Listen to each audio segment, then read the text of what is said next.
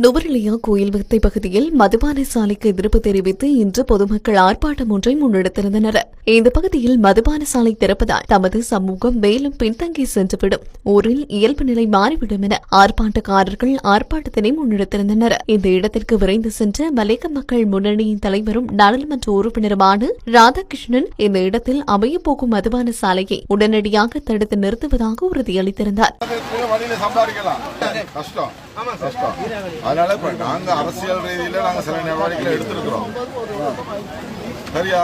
ஆனா கொஞ்சம் என்னது, நீங்க இந்த ஒரு 10-20 நாளைக்கு கொஞ்சம் இதாத்தான் இருக்கணும். என்னன்னா, ஆயிரக்கணக்கான மக்கள் திரண்டு அங்கு புதிதாக போடப்படுகின்ற வைன் ஷாப், அதாவது மதுபான சாலையை நிறுத்துவதற்கான ஆர்ப்பாட்டத்தை இன்று மக்கள் முன்னெடுத்திருந்தார்கள். இந்த ஆர்ப்பாட்டமானது இப்பொழுது சுமார் 3-4 மாசமாகவே தொடர்ந்து நடைபெற்று வருகின்றது. இருந்தாலும் அரசாங்கமோ அல்லது அதற்கு போடுகின்ற நபர்களோ இதற்கு செவிசாய்க்கவில்லை. நாளை மறுநாள் இதை திறப்பதற்கான நடவடிக்கை எடுத்துக்கின்ற இந்த நேரத்திலே மக்களுடைய அபிலாஷைகளை நிறைவேற்றும் வகையிலே நாங்கள் இன்று வந்து அவர்களை சந்தித்து இந்த பாரை உடனடியாக நடத்த வேண்டும் என்று நுவரெலியா அரசாங்க அதிபர் திரு நந்தன கலபட அவர்களுடைய நாங்கள் தொடர்ந்து பேசினோம். அவர்கள் நாளை இதை நிறுத்துவதாக எங்களுக்கு உறுதி சொல்லியிருக்கின்றார்.